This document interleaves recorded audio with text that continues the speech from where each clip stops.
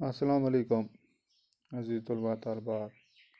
एक बार फिर हम हाजिर हैं आपकी खिदमत में आज का नया सबक लेकर। अज़ीज़ तलबा तलबात, जैसा कि आप वो भी जानते हो, इस वक्त हम क्लास 7 में हैं और हमारा आज का सब्जेक्ट जो है वो है social science part geography.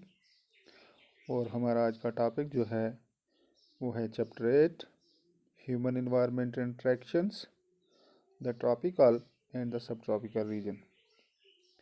Exercise question 1. Answer the following questions. Name the continent in which the Amazon basin is located. Part 2. What are the crops grown by the people of the Amazon basin? Name the birds. Third part. Name the birds that you are likely to find in the rainforest of the Amazon. And fourth, what are the major cities located on the river Ganga? Fifth part, where is the one-horned rhinoceros found? Answer है question 1. Name the continent in which the Amazon basin is located. तो इसका answer है Amazon basin is located in South Africa. Amazon basin जो है ये south America में पाया जाता है। पार्ट सेकंड है What are the crops grown by the people of the Amazon basins? ये Amazon basin जो है इसके अंदर लोग जो हैं कौन सी फसल जो है वो उगाते हैं। आंसर है the people of the Amazon basins mainly grow the following crops. नीचे जो दी गई हैं इनको उगाते हैं। एक तो है फूड खाने की क्रॉप्स जो हैं वो हैं तापिका है, पाइन एप्पल्स है, स्वीट पोटैटो है, मैन्यूक एक्स्ट्रा, ऐसी और बहुत सारी हैं। जो कैश क्रॉप्स है जिनको उनको पैसे मिलते हैं उनमें कॉफ़ी है, मेज़, कोका है, एक्स्ट्रा। थर्ड पार्ट कहता है name the birds that you are likely to find in the rain forest of the Amazon. कहता है उस परिंदे का नाम बताओ या उन परिंदों का नाम बताओ जो ज़्यादातर आपको रेन फॉरेस्ट जो अमेज़न का उसमें मिलते हैं। आंसर है the following birds are likely to find in the rain forest of the Amazon. Amazon में जो रेन फॉरेस्ट के अंदर जो परिंदे पाए जाते हैं वो ये हैं toucans, humming birds, birds of paradise. ये परिंदे जो हैं ये अमेज़न के जंगलों में पाए जाते हैं। फोर्थ वन है what are the major cities located on the river Ganga. Ganga दरिया के ऊपर मेन बड़ी बड़ी शहर जो हैं वो कौन कौन से पाए जाते हैं। आंसर है the major city located on the river Ganga are as follows. ये हैं जैसे इलाहाबाद है, प्रयागराज भी कहते हैं उसको, कानपुर है, वाराणसी है, लखनऊ है, पटना है, कोलकाता। पांचवा है आंसर क्वेश्चन है where is one horned rhinoceros found. एक सींग वाला राइनोसोरस जो है वो कहाँ पर पाया जाता है। आंसर है one horned rhinoceros in found in the Brahmaputra plains. Assam के ब्रह्मपुत्रा जो प्लेन्स है वहाँ पाया जाता है। क्वेश्चन 2 है टिक द करेक्ट आंसर। सही को जो आप जो है उसको टिक करो। जैसे है toucans are a type of dash dash birds, animals या क्रॉप्स। सेकंड है manioc is the staple food of dash dash, Ganga basin, Africa या Amazon. Third one Kolkata is located on the river dash dash, orange, Hooghly या बेगाराती।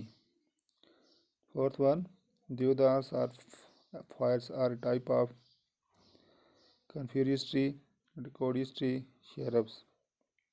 Fifth one Bengal tiger is found in mountains, delta area या Amazon? Answer है toucans are type of, ये birds में आ जाता है।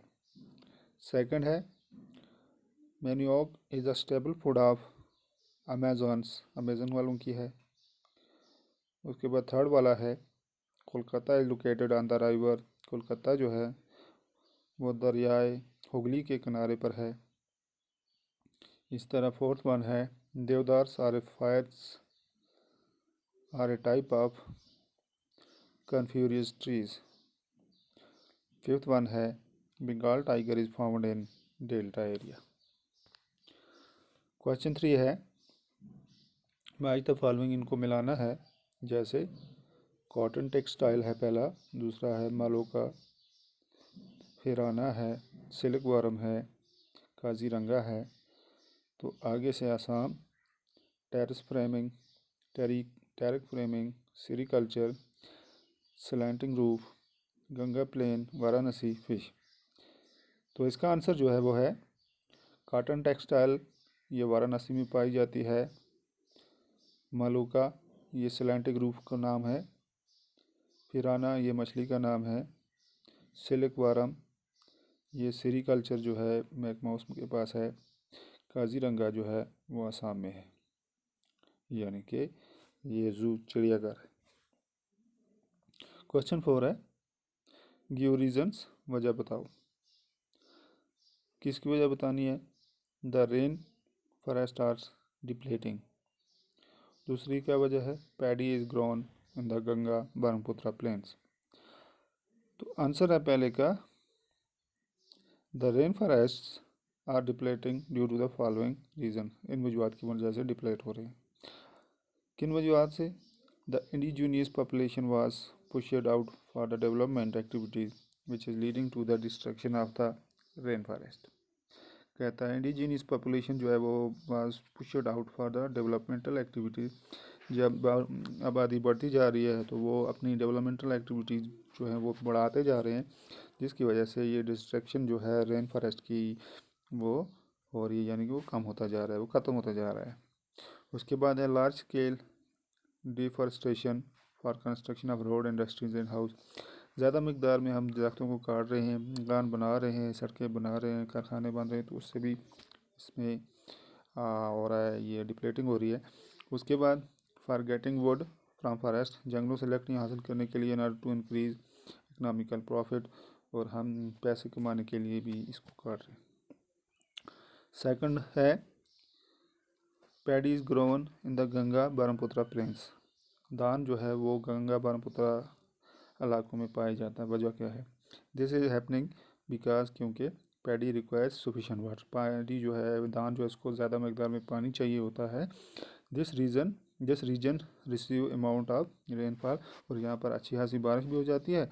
And there is dense network of rivers, और बहुत ज़्यादा मकदार में दरिया भी पाए जाते हैं, which help to fulfil the requirement of water, जिनकी वजह से पानी अच्छा खासा मुहैया हो जाता है for paddy and crops, for paddy crops यानी कि धान की फसल के लिए। तो इस वजह से जो धान जो है वो वहाँ पर उस इलाके में अच्छी खासी हो जाती है। क्वेश्चन 5 है मैप स्किल। पहला है on the outline map of the India subcontinents draw the river Ganga and Brahmaputra from the source to the mouth, also show the important tributaries of both the rivers. कहता है outline के हिसाब से आप क्या करो, इंडियन सब कंटिनेंट जो हैं उनको, और दरिया गंगा और जमुना जो है उनका Brahmaputra reverse Ganga Brahmaputra from the source of the mouth, तो वो उनका आप नक्शा बना कर दिखाओ। And also show the important tributary of both reverse, उनके आगे से जो 52 नदियाँ हैं उनकी भी उनको भी लिख के दिखाओ, उनको भी शो करो। और दूसरा है on the political map of South America, जो पॉलिटिकल मैप जो है उसके अंदर आप क्या करो, साउथ अमेरिका का ड्रा द इक्वेटर, वहाँ पर इक्वेटर बनाओ, और क्या करो mark the country through which the equator pass, जहाँ से इक्वेटर पास होता है। तो इसका आंसर यूँ है, पहले का जो है वो ये दरिया जो है वो ब्रह्मपुत्र गंगा जो है वो शो किया गया है। इसमें दिखाया गया है जैसे न्यू दिल्ली है, उसके बाद लखनऊ है, आगरा है, कानपुर है, इलाहाबाद है, वाराणसी है, पटना है, फराक्का है, कोलकाता है। तो ये इस पर दिखाया गया है। मेघालय जो है यहाँ से पद्मा लिखा हुआ है, नीचे बे ऑफ बंगाल है।